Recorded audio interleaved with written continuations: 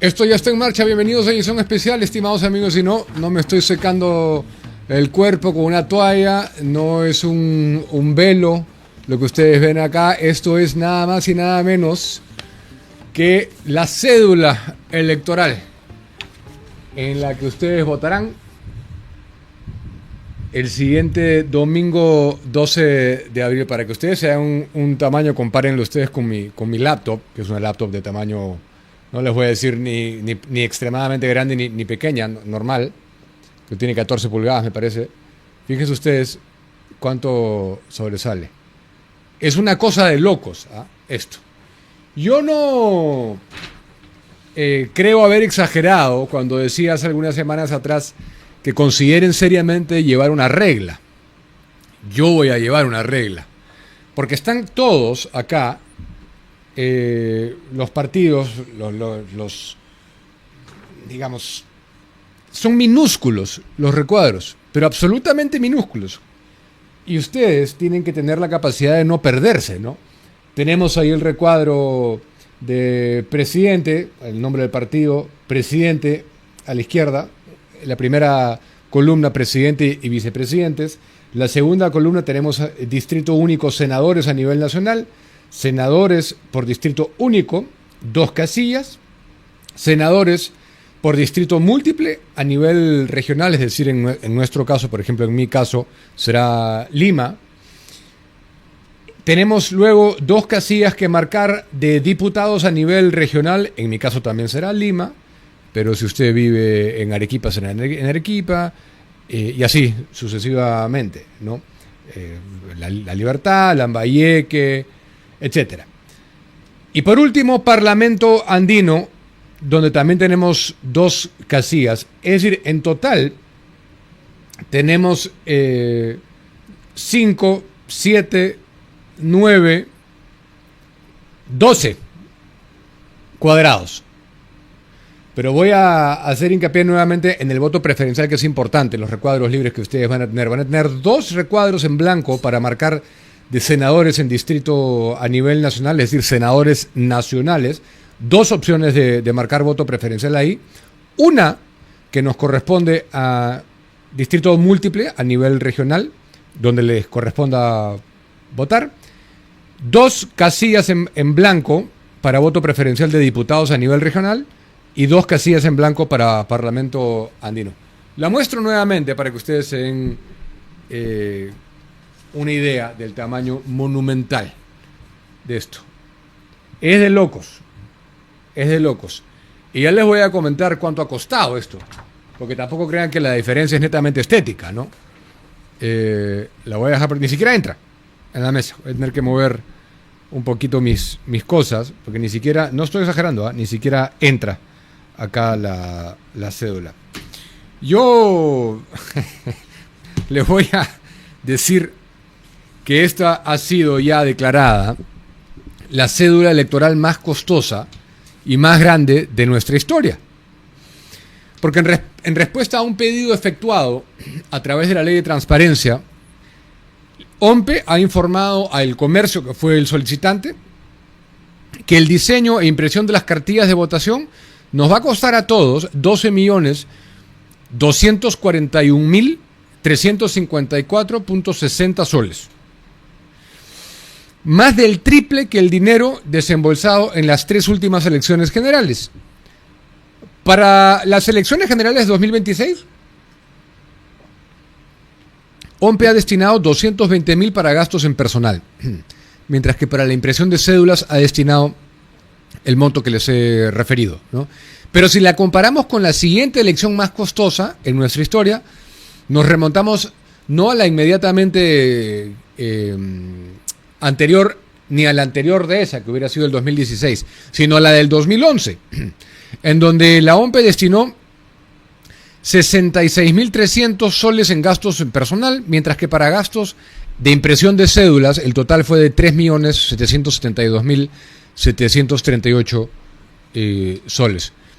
Entonces, de locos, ¿no? O sea, básicamente casi 4 veces más.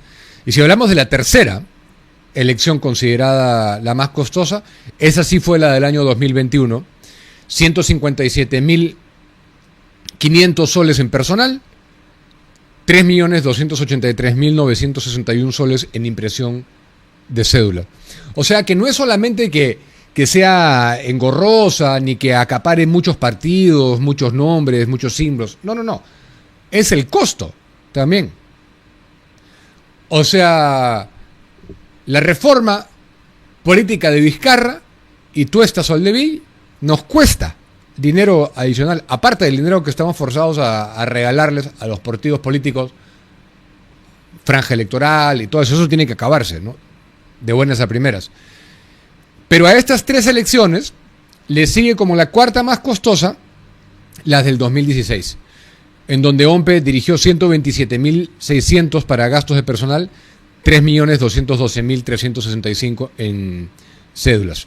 Bueno, ¿qué dice la OMPE?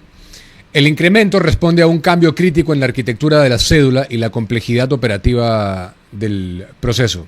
La actual cédula, esta que ustedes están viendo, 44 centímetros de largo por 42 de ancho, supera en tamaño a una laptop gamer e incluso a un coffee table book, libro de gran formato. Es gigantesca, les digo. Y Corvetto ha informado esta semana que la impresión de las casi 28 millones de cédulas de sufragio va a empezar, o ya empezó el miércoles pasado, 11 de marzo. El número exacto es 27.956.556 cédulas de sufragio. De locos, ¿ah? Es esto. Yo estoy verdaderamente, pero espantado de esto. Y hablando de elecciones, tengo que comenzar el programa, el editorial y la semana comentándoles lo que dicen las plataformas de mercados de predicciones. Y hoy día voy a incorporar una de la cual no suelo hablar, pero que la sigo igual por un poco sacar un promedio. Siempre más información es mejor. Y estoy hablando de Predicted, ¿no? Otra que no es masiva porque se basa básicamente en especialistas, ¿no? Ese es el valor diferencial que tiene, ¿no? Es un público nicho, o sea, al ser una plataforma académica que la opera la Universidad Victoria de Wellington, atrae básicamente a analistas políticos o nerds, por decirlo de algún modo, de la estadística, más que apostadores masivos, como puede ser el caso de Polymarket. Partimos con Polymarket, que a esta hora, lunes 16 de marzo, brinda 41% de probabilidades de ganar a Rafael López Aliaga, lejos en primer lugar. Le sigue con 17% Alfonso López Chao. Y quiero aprovechar para decirles que sencillamente notarán ustedes que yo no valido las encuestas locales. No les creo y ya he decidido ni siquiera mencionarlas. Hoy había salido otra nueva encuesta el fin de semana, van a seguir saliendo. No me interesa. Y les voy a poner la prueba más contundente de por qué no les creo y por qué considero una pérdida de tiempo sucumbir a la tentación de especular. Ponme la foto de la encuesta que El Comercio nos anunciaba 7 días previo a votar del año 2021. Esa era la foto. Y último simulacro de votación, decían, según Ipsos, ¿no? El Comercio Ipsos. Bueno, 14.7% tenía Johnny Lescano, 13.9% Hernando de Soto, 12.4% Verónica Mendoza, 11.9% George Forsyth, 11.2% Keiko Fujimori y 8.2% Rafael López Aliaga. Estuvo remotamente cerca, pero ni siquiera les digo un poco dentro de lo razonable de la variación ni siquiera les digo algo por encima del margen de error. Estuvo remotamente cercano a predecir lo que terminó ocurriendo, no. Entonces yo no voy a perder mi tiempo ni el suyo diciéndoles lo que opinen acá, que todos tienen intereses ocultos, todas sin excepción, tienen algún sesgo, consciente, inconsciente, pagado, no pagado, tienen agendas secretas. Yo voy a hacerle caso a los mercados. Volvamos a Polymarket brevemente, que estaba leyéndoles yo los que dan la plataforma. Vuelvo a decir, Polymarket, primer lugar 41% para López Aliaga, en segundo lugar viene Alfonso López Chao con 17%, Keiko Fujimori ocupa el tercer lugar con 14%. Cuarto lugar para Jorge Nieto Montesinos, 11%. Quinto lugar, Roberto Sánchez Palomino con 8%. Luego viene Wolfgang Grosso con 5%, Carlos Álvarez con 3%, Vladimir Cerrón con 1%, y ya se mantiene todo el resto en 1%. Vamos con Calci, que también ha mostrado un grado de vaticinio de las elecciones y de los eventos en general, porque en Calci también se puede ver otro tipo de eventos, de resultados. Bueno, Calci le está dando a Rafael López Aliaga el primer lugar con 42% y el segundo a López Chao con 18%. Keiko Fujimori tiene 16%. Pero acá sí varía. Rafael López Aliaga está, porque esta es la belleza de que se retroalimente en vivo. Eso ha variado de lo que les estaba mostrando en pantalla. A esta hora en vivo mantiene su 42% López Aliaga, pero el segundo lugar va para Jorge Nieto con 19% y el tercer lugar para López Chao con 18%, Keiko Fujimori 16%, Roberto Sánchez Palomino 6% y 6% también tiene Wolfgang Grosso. Luego viene César Acuña 2% y George Forsyth 2%. El resto tienen menos de 1%, sí, de Calci. Y por último, quiero mostrarles lo que dice la otra plataforma que ha tenido, según mucha gente y según muchos analistas, en realidad esta es la más certera, pero no es tan utilizada porque en un inicio se circunscribió únicamente a eventos dentro de Estados Unidos y el mercado es más chico porque tiene un tope de $850 por analista, o sea, por persona. Entonces no puede haber tanta acaparación en lo que se lee como volumen en otras plataformas. Entonces más o menos uno va sacando un promedio, ¿no? Bueno, ante la pregunta de quién ganará la elección, lo que dice centavos en realidad hay que traducirlo automáticamente a porcentual. Entonces Rafael López Aliaga, 41 centavos, o sea, se mide de 0 a $1, ¿no? 41% de probabilidades de ganar. Keiko Fujimori, segundo lugar con 27, Alfonso López Chao con 5, Roberto Chiabre está cuarto acá con 3, y de ahí viene Forsyth con 1, y el resto ya no cotiza, básicamente.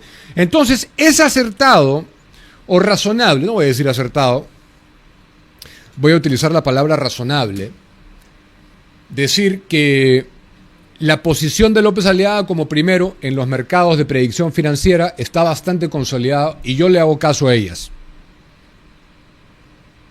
No solamente en el primer lugar, por eso he insistido tanto en lo que dije en esos últimos días respecto a López Chao. Por eso hice la exposición de Nieto. Nieto ya es una figura que asoma ahí, Keiko Fujimori. Es esa la foto a hoy, cuando falta ya menos de un mes para votar. Recuerden ustedes que les he dicho que el histórico reciente, el histórico, no solamente reciente, el histórico muestra que a un mes de las elecciones, en el caso de Polymarket, tienen casi 92% de éxito. Es decir, lo que ellos vaticinan que va a ocurrir a un mes de la elección, casi 92% de las veces termina ocurriendo.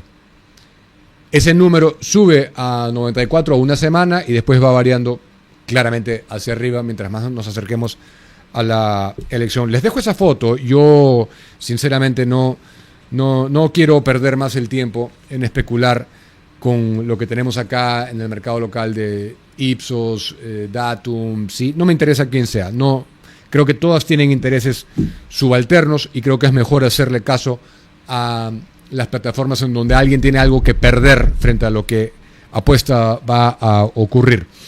El Pleno del Jurado Nacional de Elecciones, y bienvenidos a todos los que se están comentando, estimados amigos, una bienvenida especial a los miembros de comunidad y muchísimas gracias por su apoyo. No olviden dejar su like mientras están disfrutando del programa. Pleno del Jurado Nacional de Elecciones ha aprobado un acuerdo en el que precisa los criterios para que las organizaciones políticas puedan acceder al procedimiento de distribución de escaño en el Senado del Perú y en la Cámara de Diputados durante las elecciones generales próximas a ocurrir. Recuerden que anuncié esto hace unos días, que estaban revisando y que se iba a establecer definitivamente cómo es que se va a calcular la valla electoral, Y se puede sorprender usted de lo que le voy a decir, porque según el acuerdo adoptado, esto ha sido ahora, el 12 de marzo, los partidos van a tener que cumplir de manera concurrente dos condiciones establecidas en el artículo 20 de la Ley Orgánica de Elecciones del Perú. Estas son: alcanzar al menos 5% del número legal de miembros de la Cámara correspondiente y obtener un mínimo del 5% de los votos válidos a nivel nacional. En términos prácticos, significa que para acceder a la distribución de escaños se deberá lograr al menos 7 diputados y 5% de los votos válidos, o 3 senadores y el 5% de los votos válidos en su respectiva Cámara, si hablamos de la Cámara Alta, no senadores. Pero el acuerdo del Jurado Nacional de Elecciones también precisa que para el caso específico del Senado, y este es el gran cambio, ¿no?, el cálculo de ese 5% de votos válidos se va a realizar sumando los votos obtenidos en las dos modalidades de elección: la correspondiente al distrito electoral múltiple por circunscripción regional y la del distrito electoral único, que es de carácter nacional, ¿no? Ya les he mostrado los recuadros, ahora se los vuelvo a mostrar, no tengo ningún problema. Pero en cambio, para la Cámara de Diputados se aplicará directamente las condiciones establecidas por la ley para determinar qué organizaciones políticas acceden al procedimiento de distribución de escaño. Es una unidad, ¿no? Ellos han tenido que especificar esto porque en un momento se habló de que la contabilización iba a ser independiente, ¿no? Los que votaban para senador nacional, una votación para verlo si superan el 5% y el número de escaños, y otra para los senadores por distrito múltiple. No, ahora va a ser una sola masa que tiene que amalgamar, que tiene que lograr los requisitos, ¿no? Tanto los de multidistrito como los senadores nacionales. Bueno, el acuerdo del jurado dispone además comunicar esta decisión a la OMPE, al Registro Nacional de Identificación y Estado Civil, la RENIEC, a los jurados electorales especiales y a las organizaciones políticas con candidatos inscritos en el proceso electoral. Sobre la pérdida de inscripción de los partidos, una organización política puede, según ley, perder su inscripción si no accede al procedimiento de distribución de escaños en al menos una de las cámaras del Congreso, porque uno puede pasar la valla en la Cámara Alta y no pasarla en diputados, y al revés también, puede pasarla en la Cámara Baja de Diputados y no pasarla en el Senado. En el caso de las alianzas electorales, la valla se incrementa en un punto porcentual adicional, independientemente del número de partidos que integren la coalición, es decir, pasa a ser de 5 a 6%. José Tello, que es experto en derecho electoral, sostuvo que si paso la valla con diputados, conservo la inscripción. Si paso senadores nacionales, conservo la inscripción. Y son los senadores elegidos en distrito múltiple también. Una cosa es la elección de distrito único y otra la de múltiple. Son dos tipos de elección.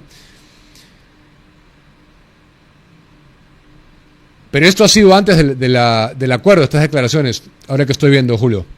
Porque él dice: si en la elección al Senado por distrito múltiple un partido no pasa el 5% de votos válidos, pero sí lo hizo en Senado Nacional, conserva su inscripción, pero perderá los escaños obtenidos en las elecciones. Estas declaraciones son anteriores al acuerdo anunciado por el Jurado Nacional de Elecciones, por cuanto prevalece lo que les he contado previamente, ¿no? Es todo unificado. Es decir, uno tiene que obtener 5% más los escaños correspondientes de toda la masa que vote para senadores, al margen de si es por distrito único nacional o si es por distrito múltiple.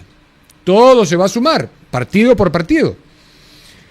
Y Silvia Guevara, que ha estado acá varias veces en este programa, experta en temas electorales, señaló a su vez que la nulidad de la inscripción de los partidos políticos que no logren superar la valla electoral en los comicios se va a ejecutar recién a partir de enero 2027. Es decir, podrán participar en las elecciones regionales y municipales de este octubre, incluso si pierden su inscripción al no pasar ninguna de las vallas, ¿no? En el Parlamento. Porque la valla es parlamentaria, eso hay que tenerlo muy claro. La valla no es presidencial, ¿eh? Hay mucha gente que piensa que si gana uno la presidencia jala. No, la valla es parlamentaria. Uno puede ganar la presidencia y no pasar la valla y pierde la inscripción el partido. Bueno, por otro lado, el Poder Judicial, específicamente la Corte Superior de Justicia de Lima, admitió a trámite una demanda de acción popular presentada contra el Jurado Nacional de Elecciones que cuestiona la prohibición de utilizar o invocar temas religiosos en propaganda electoral durante periodos de campaña, algo que hemos criticado en este programa también. De hecho, es algo que creo que es importante se esclarezca y se sienta un precedente ya serio, ¿no? Esta medida judicial ha abierto un proceso constitucional que va a evaluar la legalidad de la norma aprobada por el organismo electoral. La decisión recayó en la primera sala constitucional del Tribunal Superior, que evaluó el recurso presentado por Carlos Francisco Gallardo Neira, presidente del Partido Demócrata Cristiano, del PDC. Realmente es increíble la cantidad de partidos que tenemos, ¿no? O sea, hay partidos acá y que yo no he escuchado nunca. Es de locos esto. Ahora se los voy a leer uno por uno. Bueno, la controversia gira en torno al inciso 7.7 del artículo del reglamento sobre propaganda electoral, publicidad estatal y neutralidad en periodo electoral. El dirigente ha solicitado, este señor Carlos Gallardo, que la justicia declare la inconstitucionalidad de una disposición incluida en el reglamento electoral actual que regula la propaganda política y la neutralidad durante los procesos electorales. Aquella disposición que quiere que se anule prohíbe expresamente el uso o la invocación de temas religiosos pertenecientes a cualquier credo dentro de mensajes de campaña. Entonces, tras revisar el expediente, la primera sala constitucional determinó que la demanda cumple con los requisitos procesales exigidos por la legislación. Bueno, ¿se acuerdan cuando le llamaron la atención a López Aliaga por hablar de Dios y todo? Esto a mí me parece una violación de un derecho fundamental, ¿no?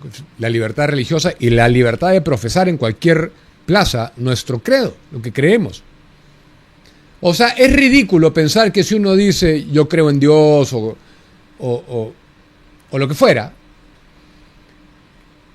va a tomarlo la gente como que Dios está solicitando que se vote por ese partido y por nadie más. Hay que ser un poquito ridículo, ¿no? Si en una misma contienda electoral pueden haber varios que invoquen a Dios, entonces, más aún si son creyentes, enhorabuena, ¿no? Pero es un poco ridículo eso, a estas alturas, prohibir a alguien que se manifieste por eso, ¿no? O sea, sinceramente, a estas alturas. Ahora, no quiero dejar de comentar, y son las 7:21. Un saludo a todos los que están saludando en el chat.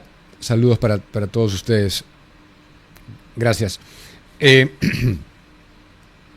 Que, bueno, lamentablemente Humberto Abanto perdió, ¿no? La elección del CAL. Y contrario a lo que yo pensé, ha perdido por bastante el doctor Abanto. Por bastante. Más allá de eso, a mí me parece, porque hay un análisis, ¿no?, que hacer de por qué los abogados no le dieron el respaldo en mayores números al doctor Abanto.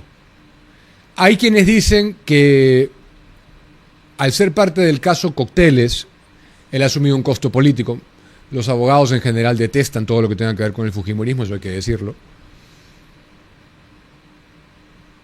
Que representar a Cerrón también le puede haber jugado en contra. No lo sé. Pero si hablamos de costos políticos, el comportamiento de Delia Espinosa al frente del Ministerio Público es sencillamente inaceptable para cualquier abogado que se precie de serlo y que respete la ley. Entonces, a mí sí me deja un sinsabor.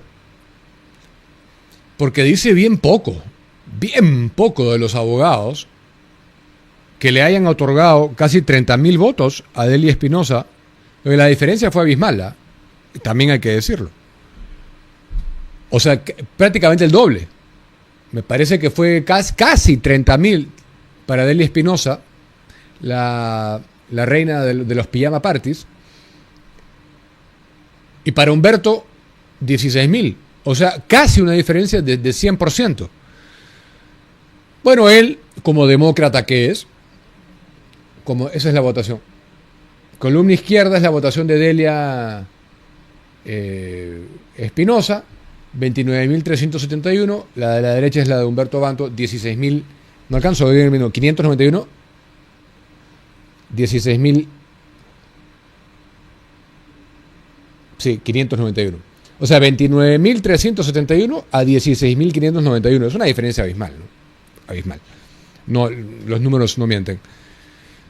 Bueno, como el demócrata que es,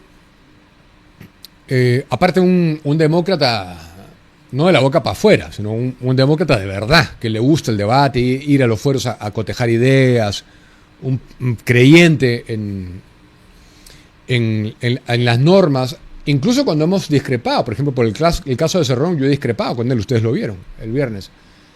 Pero él considera que los derechos son... Ahí está la verdadera creencia en el Estado de Derecho, pues. No que cuando es terruco, ahí sí los derechos humanos, y cuando se trata de Montesinos, ahí no. No, a ese sí no. No. Él dice, Cerrón, yo estoy en las antípodas políticas de Cerrón, pero corresponde reivindicar un derecho que en su estimación se está conculcando. El derecho a la participación política. Bueno, esa es la opinión de él. No sé si eso ha hecho que pierda la elección, pero eso es lo que dice él. Pero como el demócrata que es, reitero, rápidamente reconoció el resultado evidente de estas elecciones internas y felicitó públicamente, ahí lo vemos, a Delia Espinosa, quien ganó esta segunda vuelta y ya va a asumir el decanato para el periodo 2026-2028. El doctor Abanto había expresado un mensaje dirigido a su contrincante, aceptando la decisión adoptada por los agremiados que participaron en el proceso. Esto fue lo que... ¿Tenemos audio de eso?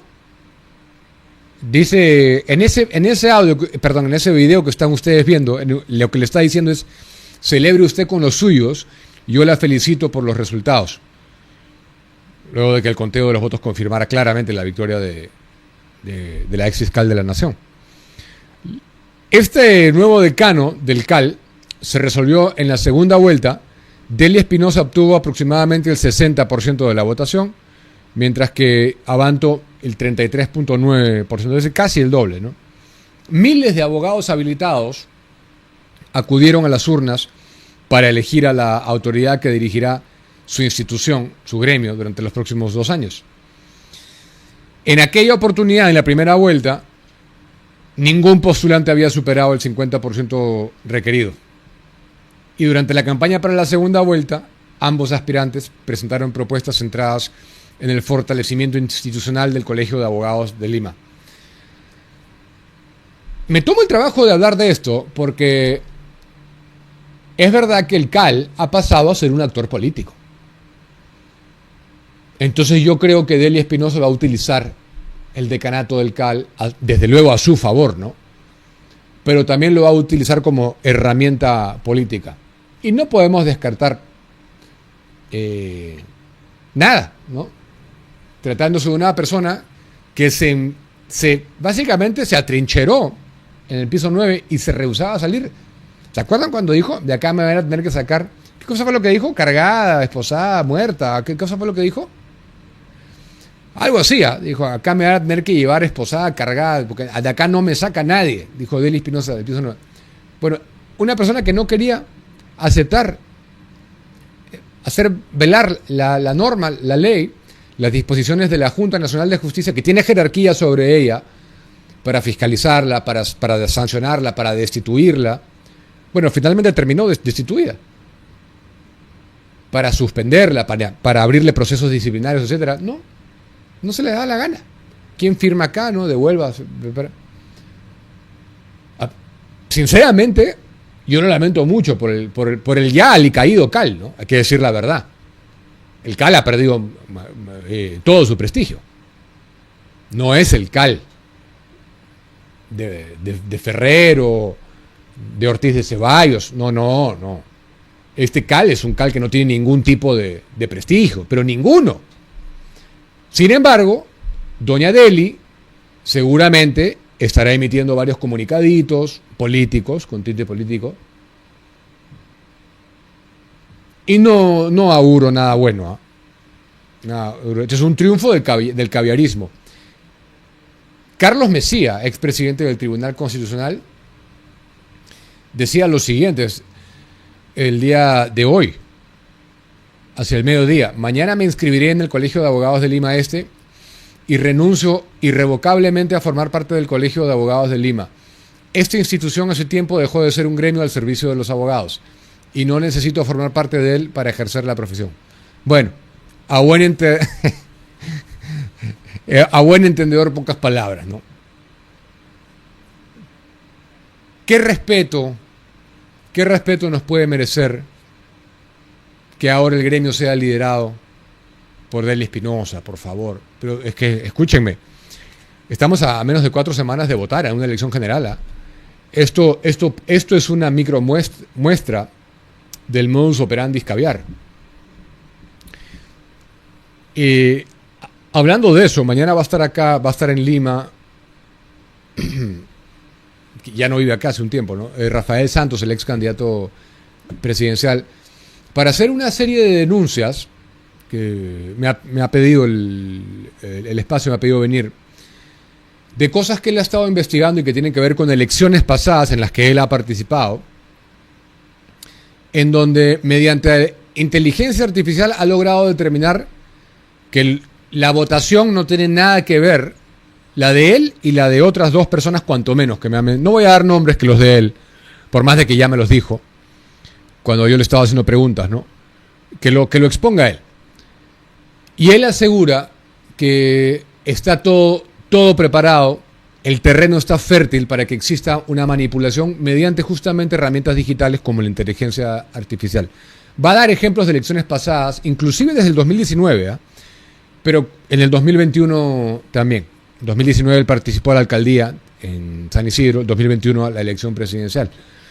Entonces, ahí lo dejo, pero seguramente no se van a querer perder ese diálogo de lo que tiene que exponer mañana Rafael Santos, porque él dice que, y no se olviden de que esto se ata perfectamente a la insistencia de algunos sectores de tener votación digital. Voto digital, hoy más que nunca, ¿no? Con inteligencia artificial, con todas las herramientas que hay, podría ser dispararnos a nosotros mismos en el pie, ¿no? Y entregar, justamente. Porque si yo tengo 5, por decir cualquier cosa, ¿no?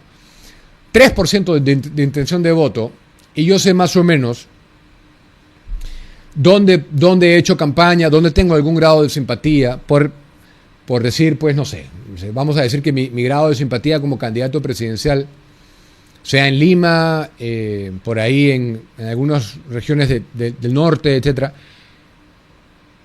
Pero digamos el que mi fuerte es Lima, ¿no? Yo no puedo aparecer con una votación que no tiene nada que ver en Lima, nada que ver, y de la nada aparezco con votación en Chumbivilca, donde nadie me conoce, donde el diablo perdió el poncho. No, pues. No, entonces, mañana me ha pedido presencia aquí Rafael Santos para hacer esta denuncia de una serie de cosas. Primero le llamó coincidencias, y cuando ha avanzado en lo que ha venido haciendo Santos, ahora ha encontrado cosas que no cuadran. Y si en ese momento, según él, se pudo hacer para el 2026, imagínense ustedes, ¿no? O sea, que estar listo para todos acá.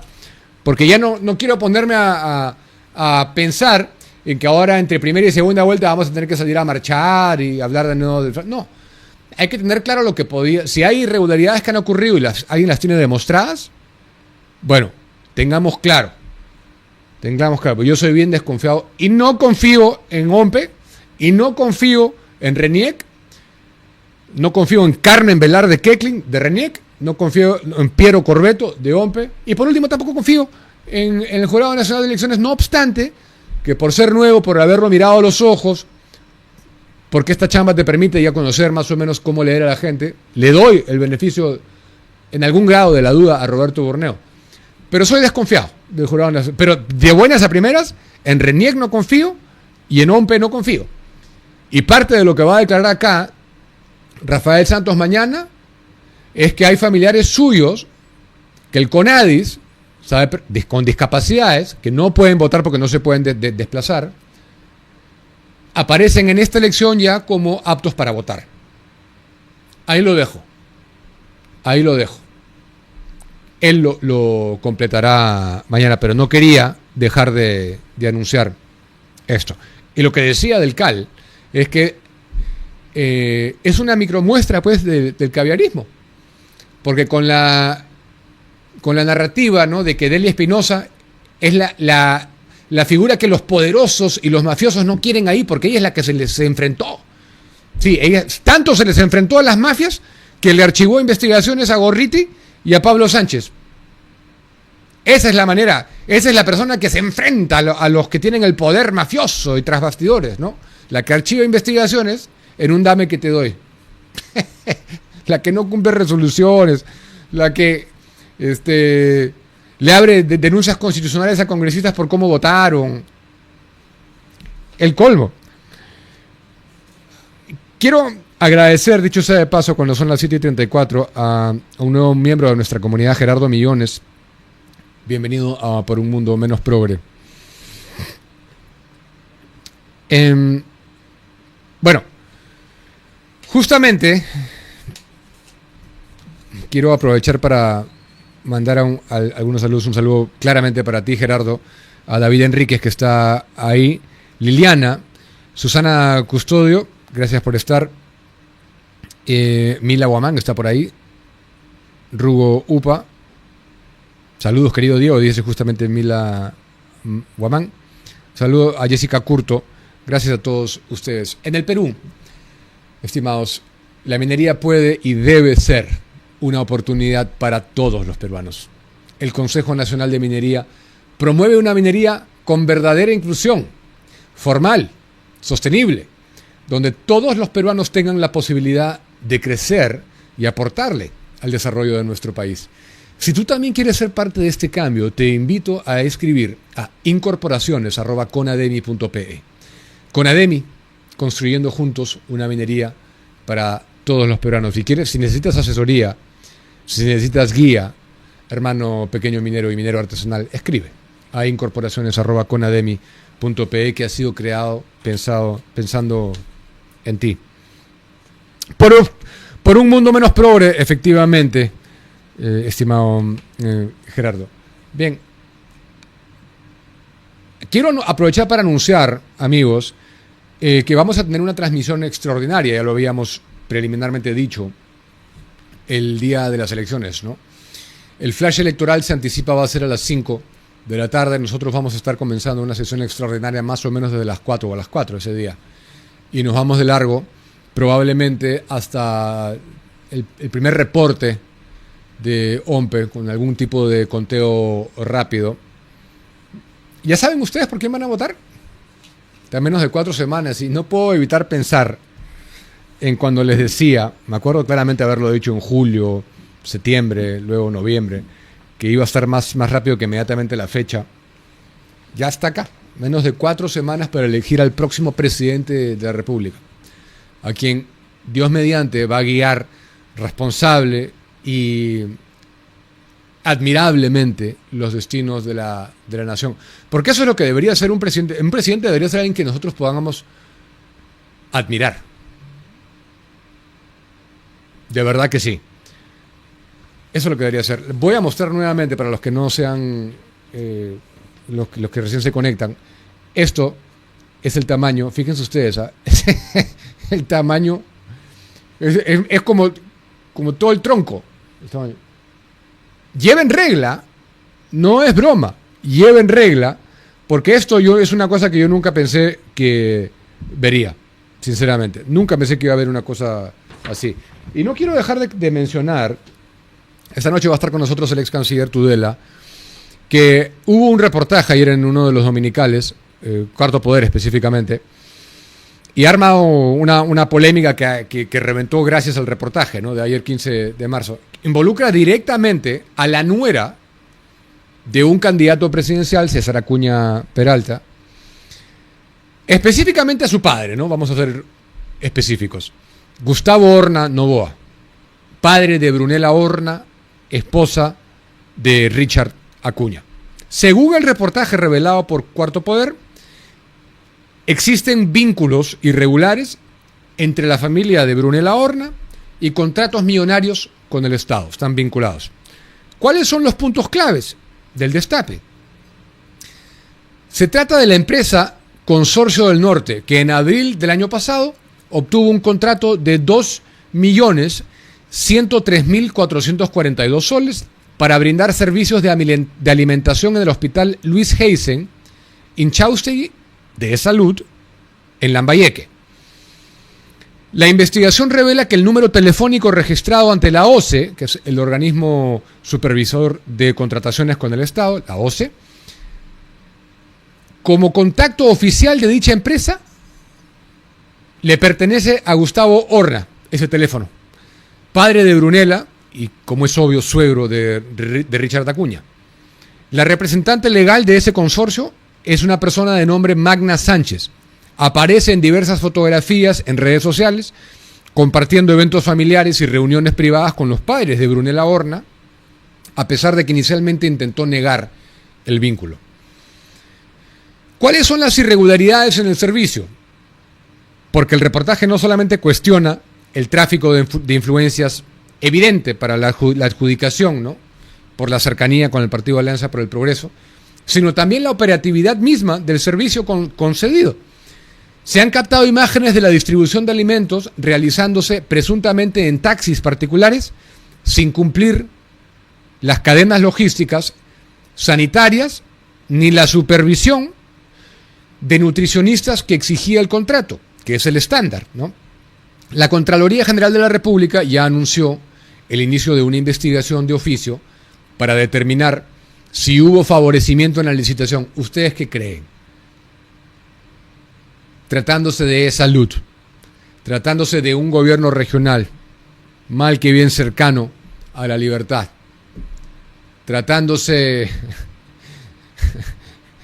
del consuegro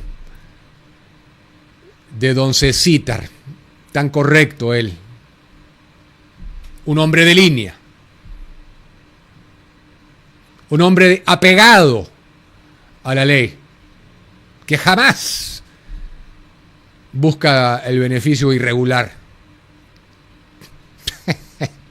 Bueno, hasta el momento, ni Brunella Horna ni Richard Acuña han emitido un pronunciamiento oficial, aunque el área de imagen de Alianza para el Progreso ha sido consultada por el programa que emitió el Dominical.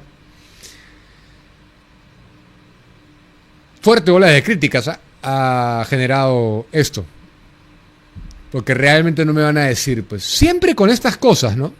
Es la historia del partido. El estatuto del partido debería ser el compendio de situaciones similares a esta que ha amalgamado desde que se creó. Pero ¿qué clase de partido podría ser dirigido por una persona que no sabe hilar una oración coherente, continua? Una oración que comprenda más de 4 o 5 palabras, coherentemente articuladas en armonía entre sí. ¿Ustedes imaginan que alguien podría querer voluntariamente seguir por razones políticas, de verdad, de convencimiento ideológico, de servicio al prójimo?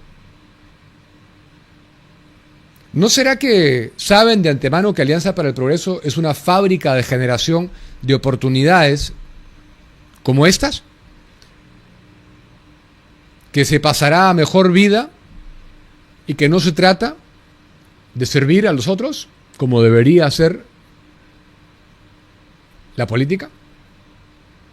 La política entendida en una concepción aristotélica, que es como debería ser, la ciencia de cómo servir bien a los demás a través de la virtud, a través del destacamiento, a través de la excelencia, a través de la probidad, a través de la preparación, de la entrega, de la renuncia. de uno mismo para priorizar el bien común. Eso es lo que debería ser. Brevemente, un tema internacional que quiero mencionar es que, bueno, estamos esperando que colapsa, que vaya a colapsar digamos, la dictadura cubana, ¿no? En cualquier momento.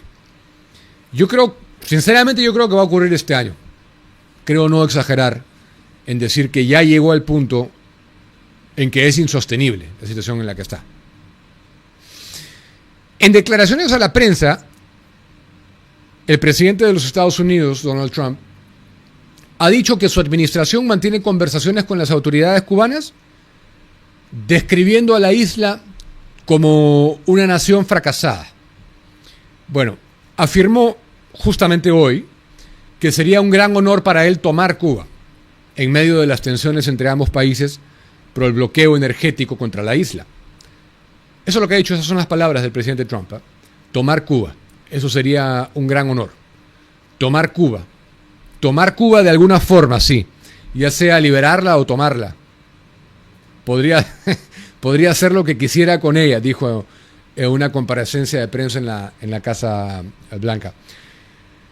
Bueno, repitió Trump que su administración mantiene conversaciones con las autoridades cubanas y describió a la isla como una nación fracasada. No tienen dinero, no tienen petróleo, no tienen nada, bueno, no tienen luz, no tienen cosas básicas, ¿no? En este momento. Y agrega Trump diciendo, tienen buena tierra, tienen paisajes bonitos, es una isla hermosa, dijo. El presidente republicano ha amenazado en las últimas semanas con tomar control de la isla, ya sea de forma amistosa u hostil, y ha repetido que el gobierno de La Habana caerá muy pronto porque el país está en ruinas, afectado por el bloqueo de crudo impuesto por Washington en enero pasado. La semana pasada, recordemos, el dictador de Cuba, Miguel Díaz-Canel, el dictador comunista Miguel Díaz-Canel, el representante máximo en la isla, y yo diría en el continente, ¿no?, americano de la hambruna, ¿no?, el hambreador por excelencia, Miguel Díaz-Canel, el sátrapa, confirmó que dialogan con los Estados Unidos para, según él, buscar soluciones por la vía del diálogo a las diferencias entre ambos gobiernos. No hay ninguna diferencia ya. O sea, se tiene que caer. Es una implosión. Es una situación exactamente como pasó a esa escala, como pasó con la Unión Soviética, con la caída del muro de Berlín, cuando colapsó el sistema porque se fue a la bancarrota, que quebró. Eso es exactamente lo que va a ocurrir. No hay otra vía posible. O sea, no existe otra posibilidad de que suceda otra cosa. Es cuestión de tiempo. Y yo me atrevo a decir que colapsará el régimen comunista en Cuba este año. Si me equivoco, el tiempo lo dirá. 7:46. Mantén tu negocio siempre listo con agua Iglú, con este calor. La hidratación que acompaña cada jornada de trabajo. Elige la presentación que mejor se adapte a tu equipo. Botellas, cajas, bidones, ideales para oficinas, restaurantes y todo tipo de negocios. Realiza tu pedido de manera rápida al 998-197-138. Y si necesitas hielo, recuerda que están en todos los Tambo y Oxxo. Te invito a que conozcas más en sus redes sociales como Hielos y Agua Iglú, recordando que Iglú refresca tu vida. Bien, estimados amigos, ahora sí, a las 7:47, quiero recordarles que el viernes pasado les adelanté una información que hoy cobra relevancia geopolítica crítica para el Perú. Mientras el mundo observa la competencia entre potencias, nuestro país está a punto de tomar una decisión que podría marcarnos por las próximas décadas. Tras el rechazo de Chile por presiones de Washington, el proyecto del cable submarino de fibra óptica que uniría directamente a Sudamérica con China ha puesto la mira en nuestras costas.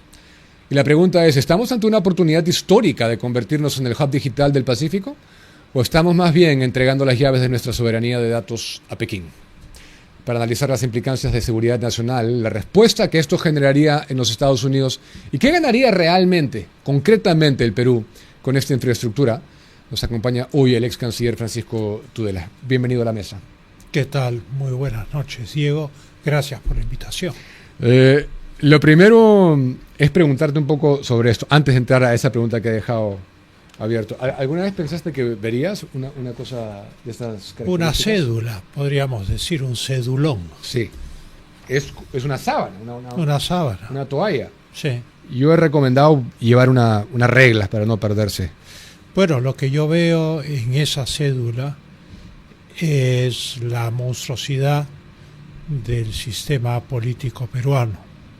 Malas decisiones respecto a las leyes y a las disposiciones constitucionales que se hicieron en una reforma en la cual se presionó mucho al Congreso durante el gobierno de Vizcarra, hecha por una junta de notables, tal vez frustrados porque nunca la izquierda llegaba a la segunda vuelta, entonces decidieron crear un sistema en el cual podía haber una multiplicidad de partidos con exigencias menores para poder entrar a la arena política, y lograron fraccionar y descuartizar el sistema político peruano y triunfaron porque pusieron a Pedro Castillo en el poder. Probablemente no era quien esperaba, pero lo lograron. Me dicen... Y esta cédula es el producto de esa reforma tan mal pensada. Es ridículo que un país tenga 33 o 34 Ridículo. candidatos presidenciales. No sé si recuerdas la cédula del año 90. No, la 8, 9 la que yo candidatos. recuerdo es la del año 80. Es la segunda más grande. Porque yo fui secretario del jurado de elecciones, departamental de elecciones de Lima, de todo el departamento de Lima. Y había que implementar logísticamente con el ejército, y fue la primera vez que se utilizaron computadoras para elecciones generales. Y claro, yo de imaginarme nomás las discusiones en los jurados, lo que ahora se llaman jurados especiales, de 34 personeros sobre los errores cometidos en esta cédula gigantesca. Sí. La cantidad de impugnaciones de actas que van a darse va a producir una sensación de vértigo. Y la OMPE, que ha anunciado que va a dar resultados a las 11 de la noche, me temo que podría tener que retractarse. Así es. Vamos a la pregunta que te había dejado, ¿no? Se descarta el origen en Chile de este cable submarino digital que conecta información sensible a China. Sí. Y pasa a nosotros. ¿Cómo crees que altera la balanza? Bueno, no pasa a nosotros. Nosotros no es seguro, no hemos aceptado. Nosotros tenemos un sistema de cables, que los tengo acá, que es el SAC, el South American Crossing, SAM-1, Suramérica 1, Panam, Panamericano, y el Mistral, puestos por distintas compañías. Estos cables, que son de fibra óptica, nos conectan al mundo entero. De tal manera que hablar de colocar un quinto cable, etcétera, etcétera, es una decisión que tiene que ser pensada muy seriamente por el gobierno peruano. Y luego hay que comprender que estamos en un momento en el cual esta multipolaridad que tanto desearon algunos, tan vehementemente, y que iba a arreglar el mundo con los BRICS y qué sé yo, pues el resultado está a la vista, es la guerra. En este momento hay una guerra entre Pakistán y los talibanes en el Emirato Islámico de Afganistán, hay una guerra entre Israel, los Estados Unidos e Irán, hay una guerra entre Rusia y Ucrania, hay una situación de tensión en Taiwán y la China. Ese es el mundo de hoy. Naciones Unidas se ha encogido, los Estados Unidos se han retirado de 66 agencias de Naciones Unidas, cosa que desfinancia a la organización y nos lleva a pensar en lo que sucedió antes de la Segunda Guerra Mundial. Los Estados Unidos inventaron esto de la Sociedad de Naciones o Liga de Naciones. Sí. Y entonces se formó la Sociedad de Naciones, y los impulsores de esto, bajo la égida del presidente Wilson, eran los Estados Unidos de América. Pero el aislacionismo triunfó en Estados Unidos y no se adhirieron a la organización. Entonces nació débil.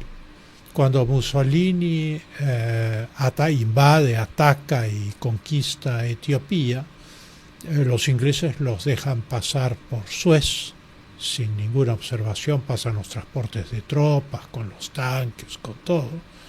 Y la Sociedad de Naciones era un sitio donde se protestaba, ¿no? Enérgicamente, pero sin efectividad. Hoy el sistema internacional está en una situación de debilidad como la de 1935. ¿Por qué? Porque el sistema internacional es anárquico. Eso no quiere decir desordenado ni caótico.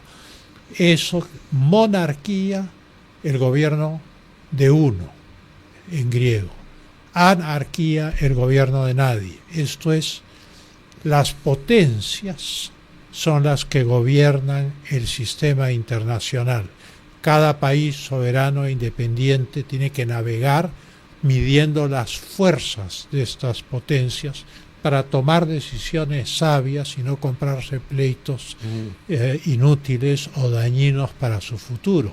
Tú me hablas del cable submarino, pues evidentemente es obvio que los Estados Unidos han producido dos documentos de importancia capital que van a regir la política americana probablemente por las próximas 2 o 3 décadas, que es la Estrategia de Seguridad Nacional de noviembre, dada por la Casa Blanca, y la Estrategia de Defensa Nacional, dada en enero por el Pentágono. En ambos, el hemisferio occidental, las Américas, son la prioridad número 1 de los Estados Unidos. Entonces, hay que pensar muy bien que cualquier decisión que uno tome la está tomando en medio de un ajedrez que los gigantes juegan.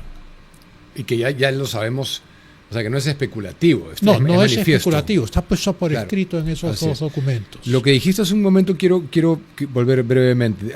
Hablaste de los BRICS y este multilateralismo que ha derivado en las guerras que estamos viendo.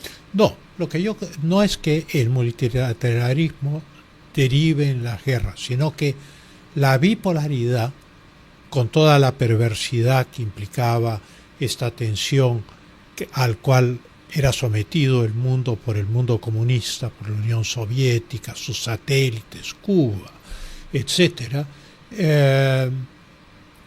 implicaba que el mundo se ordenaba alrededor de estos dos polos. Hoy hay diversos centros de poder que compiten unos contra otros y mueven a países de menor envergadura en estas luchas. O sea, los tres. Lo vemos en el Golfo Pérsico. En el Golfo Pérsico hay un conflicto de Israel y los Estados Unidos contra Irán, pero Irán ha atacado a Bagdad el día de hoy, ha atacado a Turquía, ha atacado a los Emiratos Árabes Unidos, ha atacado a Bahrein, etcétera, ha atacado a Arabia Saudita, a Kuwait. Y Turquía se pregunta, ya preocupado por el contexto islámico, si no va a ser el próximo escenario de un conflicto. Erdogan naturalmente está tratando de tomar una posición fuerte y crear una tensión dinámica dentro de Turquía, siendo además Turquía un miembro de la OTAN, cosa que es muy difícil para la Alianza Atlántica tener un país, una potencia islámica, porque Turquía es una potencia dentro del contexto de la OTAN. Entonces, y al mismo tiempo la negativa de la OTAN, correcta jurídicamente, de no mandar fuerzas al estrecho de Hormuz, porque la OTAN es una alianza defensiva, no ofensiva. Pero por el otro lado es vital para el mundo entero, para el Perú, para todos los que compramos petróleo o gasolina refinada en el universo, tener el estrecho de Hormuz despejado. Esas son las realidades. Entonces todo este sueño de un mundo multilateral, del desplazar a la gran potencia y quitarle su rol, tiene la otra cara de la moneda, que es que se relajan digamos, los ligamentos del orden mundial, y al relajarse esos ligamentos, la tentación de ir a la guerra para resolver controversias es muy grande. No hace mucho vimos una escaramuza entre la India y Pakistán. Ahora estamos viendo un conflicto entre Pakistán y el Emirato Islámico de Afganistán. Al mismo tiempo vemos un conflicto mayor en Irán, cuyo final no lo vemos todavía, pero tiene que darse, porque las cosas, cuando se inicia una guerra, esta tiene que llevarse hasta el final. Voy a llegar a eso, es un tema que te quiero preguntar también. Pero para ahondar un poquito en lo de China, hay dos temas que a mí me preocupan. Hay varios, ¿no? Pero hay dos puntuales de hacer este cable submarino. Uno es con lo que hemos dado a conocer acá. Habrás visto lo que vengo pasando yo con Costco, etcétera. Lo que ya sabemos de los chinos acá, cómo operan, lo que controlan. Fundamentalmente, cómo operan. Sí me preocupa que tengan esa herramienta que es de información sensible, por un lado. Y dos, también me preocuparía cómo pueda reaccionar Washington y si marca una ruptura con Occidente. Bueno, yo creo que no. El Perú no ha llegado al punto de una ruptura con Occidente. Yo creo que, mal que bien, la política exterior peruana está alineada en este momento con Occidente. Lo del cable, yo voy a ser muy franco, eso lo ha soltado Bio Bio en Chile.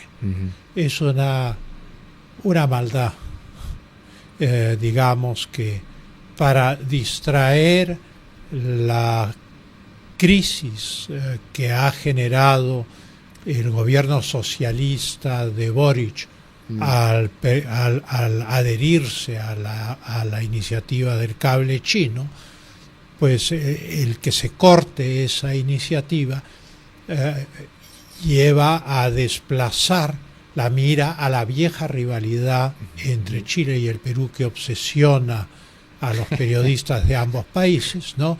Y a decir, uy, ahora el Perú va a tener el cable chino.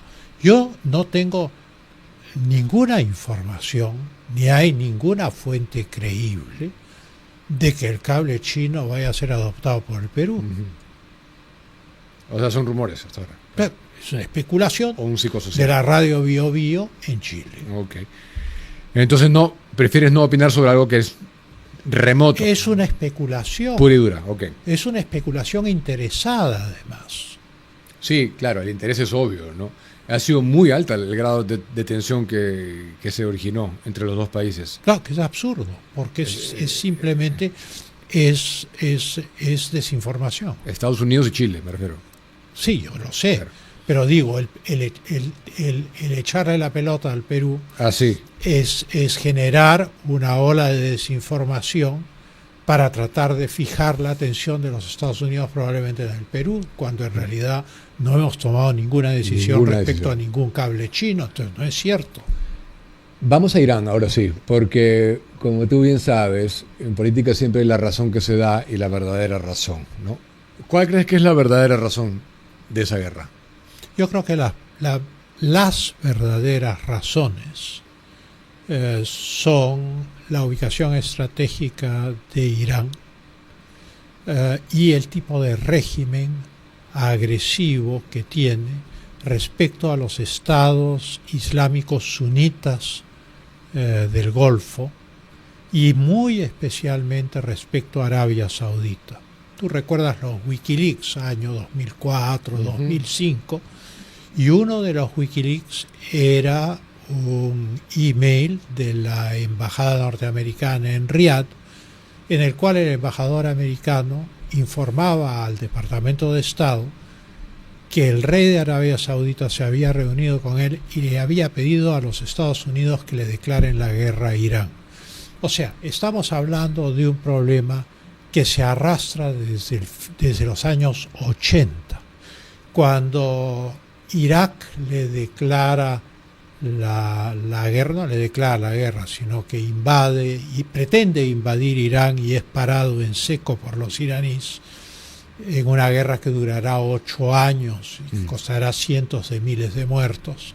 Pues evidentemente Irak, a pesar de su alineamiento prosoviético, de nacionalismo árabe, antioccidental, pues recibió muchos suministros de Occidente, porque evidentemente lo que se buscaba era desestabilizar lo que había sido un giro de 180 grados, porque el Shah de Irán era un gran aliado de Occidente y no tenía ninguna disputa con Israel. Era la gran potencia asiática en ese momento. Sus fuerzas armadas eran de primera y súbitamente esta revolución islámica arroja todo esto al canasto. Y Occidente se ve confrontado a un enemigo que llama a los Estados Unidos el gran Satán y a la Unión Soviética el pequeño Satán. O sea, para el ayatolá Ruhollah Khomeini era preferible la Unión Soviética a los Estados Unidos, está todo dicho ahí. Pero aún así era el pequeño Satán, la Unión Soviética. O sea, solo el Islam chiita era la salvación del mundo según este régimen fuertemente teológico, digamos. Y eso ha ido increyendo.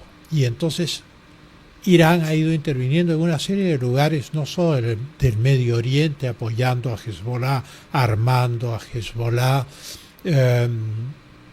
interviniendo en distintos lugares del Golfo, sino también en América Latina, en Venezuela, donde construyó una fábrica de fulminantes y propulsores militares para Venezuela, y Chávez y Ahmadinejad se reunieron en Caracas y se dieron la mano en la inauguración de la planta, diciendo 2 revoluciones se dan la mano.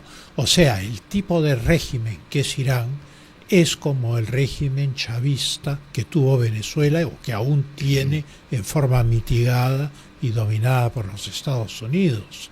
O sea, Irán, en pocas palabras, es un régimen revolucionario de carácter islámico.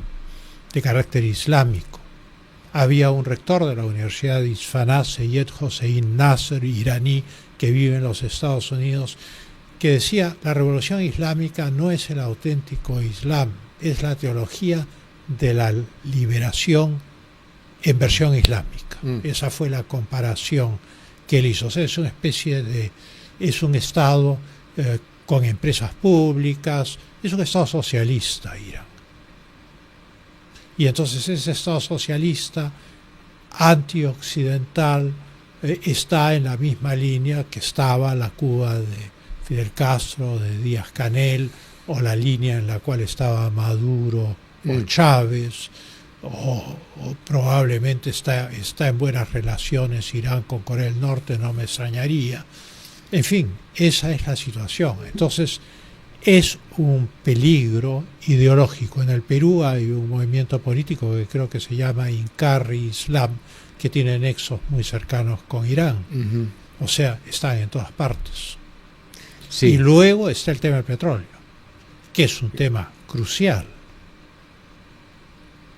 Y entonces el hecho de que Irán pueda atacar las instalaciones petroleras de los estados del Golfo es un peligro enorme. Y simultáneamente hay un tercer factor, que es que Irán abastecerá a China como lo hacía Venezuela. Y sigue haciéndolo, dicho sea de paso. El día de hoy creo que 2 o 3 petroleros iraníes han cruzado el estrecho de Hormuz sin ser interceptados. Pero no Venezuela. Venezuela ya no. Venezuela ya no. Entonces, lo que estamos viendo es, en el fondo, ya un conflicto global. Pero la República Islámica de Irán es uno de los grandes jugadores en ese conflicto global. Y ha intervenido en Irak mientras se producía la presencia norteamericana en Irak, ha intervenido en la Franja de Gaza durante el conflicto que Hamás ha tenido con el Estado de Israel, y así sucesivamente. Entonces es un Estado que interviene, que lanza misiles, que ataca a otros estados, los turcos han derribado un misil iraní dirigido a la base de Incirlik en Turquía, que es una gran base aérea. En fin, digamos, es un peligro real. Pero hay algo que ha quedado demostrado aquí, ¿no?, que considero merece una mención especial, que es la influencia que tiene Israel en los Estados Unidos, en su política externa. Enorme, enorme. Se publica un libro periódicamente, yo tengo uno de esos ejemplares, de AIPAC.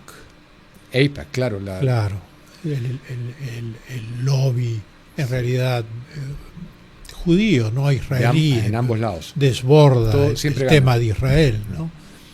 E inclusive yo como canciller alguna vez en la Asamblea General tuve una reunión solicitada por AIPAC, en fin, para ver la situación de la comunidad judía en el Perú. En este anuario o libro que publican periódicamente salen todos los miembros de la comunidad que son importantes en los Estados Unidos, que son generales, almirantes, congresistas, senadores, Sí. en fin, están en el gobierno de los Estados Unidos. Entonces es evidente que el peso de Israel es muy grande en los Estados Unidos. Hay un libro que estoy leyendo bien interesante de eso. El AIPAC es el Comité de Asuntos Públicos americano-israelí, muy poderoso. Pero que desborda el tema de Israel. Es claro. Y la influencia en la política externa de los Estados Unidos. O sea, yo nunca, no sé, salvo guerras mundiales, así, ir conjuntamente es una figura... Es la primera vez en la historia que los Estados Unidos e Israel están juntos en una guerra. Uh-huh. Antes los Estados Unidos armaban a Israel, pero no participaban de los conflictos de Israel. Esta es la primera vez que eso ocurre. Así es. Independientemente del peligro que representa Irán por sí mismo, esta alianza significa un cambio de equilibrio completo en el Medio Oriente. Sí, y ya se anunció al mundo, ¿no? Ya no hay mucha especulación ahí. Cuba, ¿qué cosa crees que va a pasar?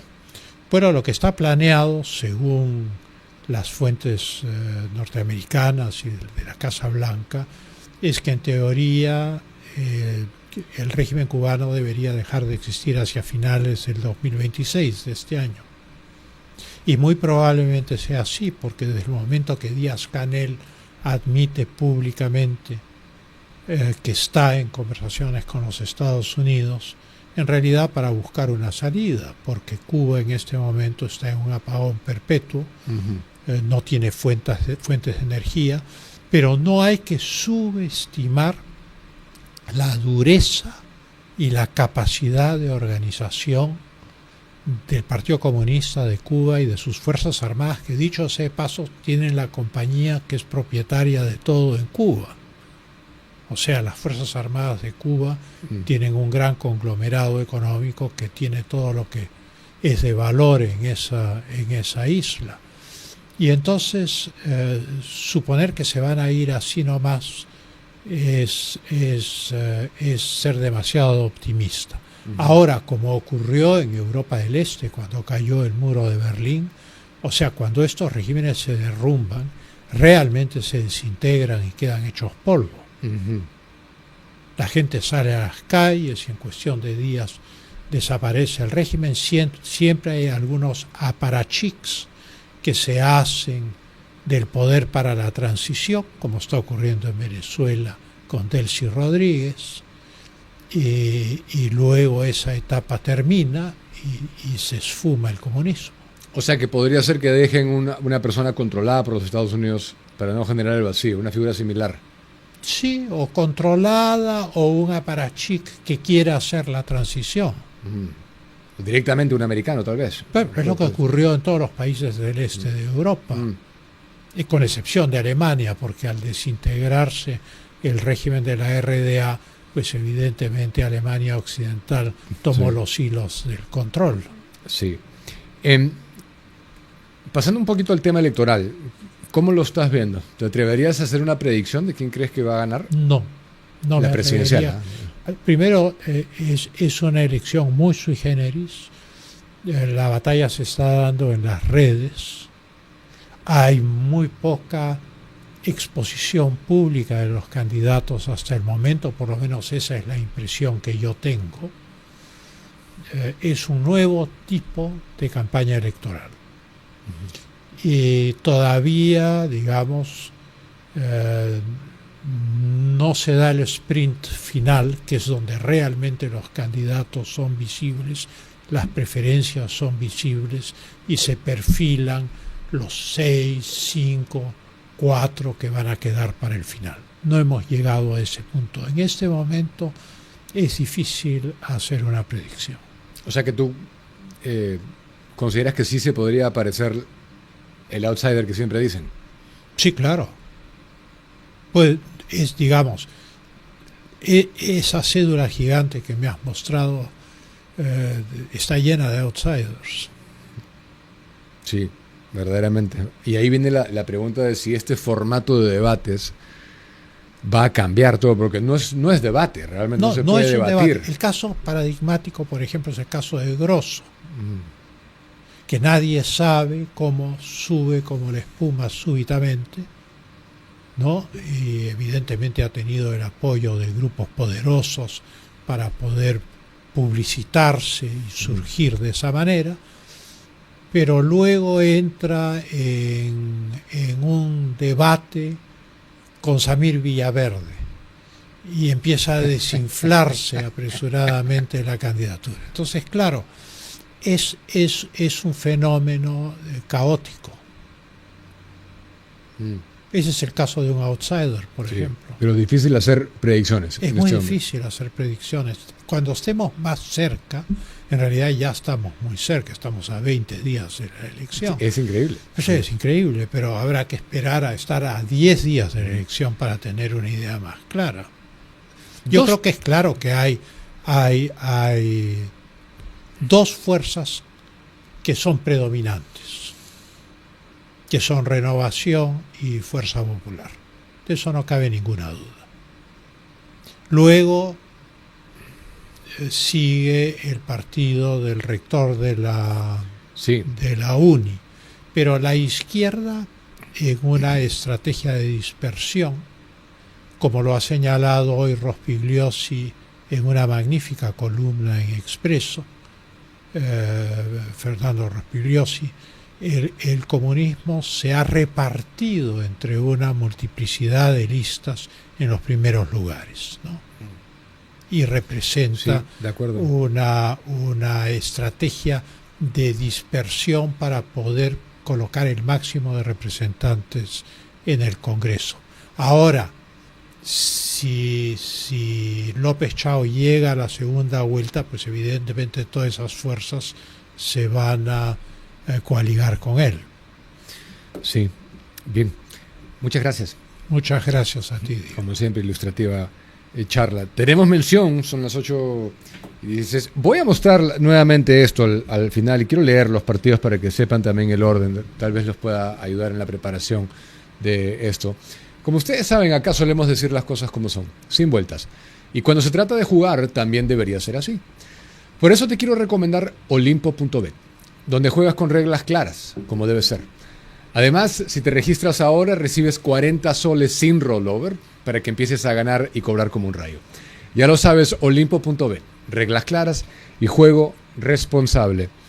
Amigos, gracias por comentar ahí a los que están conectados, muchísimas gracias. Y por eso otra razón más, fue efectivamente el ejemplo de Grosso, ¿no? Lo metieron ahí y de la nada ya asomaba el cuarto, de la nada ya... Quinto lugar. Y esta película ya la hemos visto, ¿no? Pon nuevamente, por favor, si me ayudas con eso, Julio, la del comercio a 7 días del año 2021. Es como la película que ya hemos visto, ya sabes lo que va a pasar al medio, 3/4, o cómo va a terminar. Y fíjense usted, o sea, yo tengo esta foto grabada en mi cerebro y nadie me la puede sacar. O sea, cuando yo pienso en encuestadora peruana, pienso en eso. sea por incompetencia, por corrupción, por sesgo, por manipulación, por lo que ustedes quieran. Nadie en su sano, tanto que recuerdo claramente haber entrevistado a Rafael Rey entre primera y segunda vuelta en el año 2021 y haber hablado de que debería existir sanciones para cuando alguien hace esto. Porque no puede ser que tú digas va a ocurrir A, B, C, D, E con un margen de error de más menos 2, más menos 3%, y después termina ocurriendo X, Y, Z. No puede ser. No puede ser. Y nosotros no lo podemos aceptar. Nosotros no lo podemos validar. Disculpen, pero si es que muestreos a 7 días salen así y pasa lo que pasó, tiene que haber una sanción. Porque eso influye en la opinión pública. O sea, no es que estamos diciendo cualquier cosita. No, son sondeos electorales, en teoría. Y eso disuade o persuade a algunos en votar de tal o cual manera. Fíjense ustedes, nuevamente, esto. Y el orden es el siguiente. Voy a leer directamente el orden de los partidos. No quiere decir ningún auspicio, no quiere decir que yo considere. No. Solamente voy a leer el orden en que ustedes encontrarán la cédula electoral cuando ingresen a la cabina de votación. Alianza Electoral Venceremos, Partido Patriótico del Perú, Partido Cívico Obras, Frente Popular Agrícola FIA del Perú, Partido Demócrata Verde, Partido del Buen Gobierno, Perú Acción, el PRIN, Partido Político Progresemos, Partido Sí Creo, Partido País para Todos, Partido Frente de la Esperanza, Perú Libre, Ciudadanos por el Perú, Primero la Gente, Juntos por el Perú, Podemos Perú, Partido Democrático Federal, Partido Político Fe en el Perú, Partido Integridad Democrática, Fuerza Popular, Alianza para el Progreso, Partido Cooperación Popular, Ahora Nación, Libertad Popular, Un Camino Diferente, Avanza País, Partido de Integración Social, Perú Moderno, Perú Primero, Salvemos al Perú, Somos Perú, Partido Aprista Peruano, Renovación Popular, Partido Demócrata Unido Perú, Partido Fuerza y Libertad, Partido de los Trabajadores y Emprendedores, Partido Unidad Nacional y por último Partido Morado. Fíjense lo que es esto nuevamente. Es que yo, sinceramente, fíjense lo que es esto.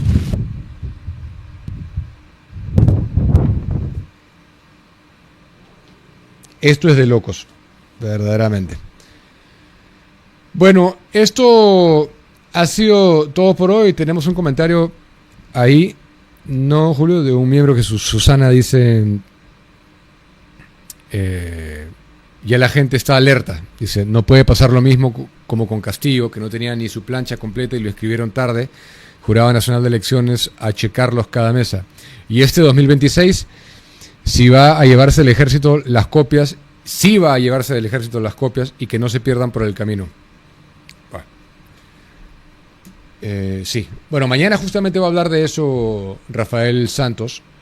Y no se pierdan esa conversación. Los esperamos como siempre. No olviden suscribirse al canal. Compártanlo. Sigamos consolidándonos, sigamos creciendo. Espero hayan disfrutado la nutrida charla con el ex canciller. Siempre soporte de valor a este programa es apreciado, agradecido, y estoy seguro que ustedes lo valoran porque así lo hacen saber cada vez que viene al programa.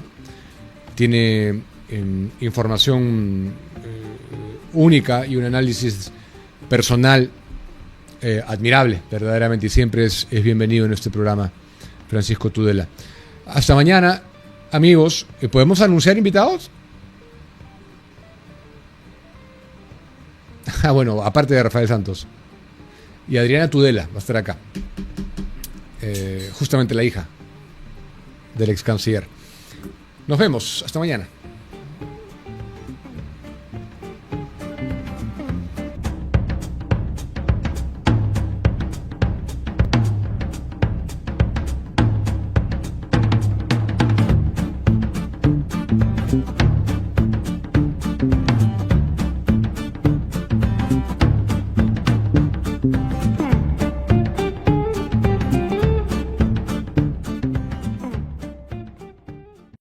Gracias por estar con nosotros. Si te gustó lo que viste, dale click al botón de suscribirse abajo para que no te pierdas ninguno de nuestros clips y episodios completos.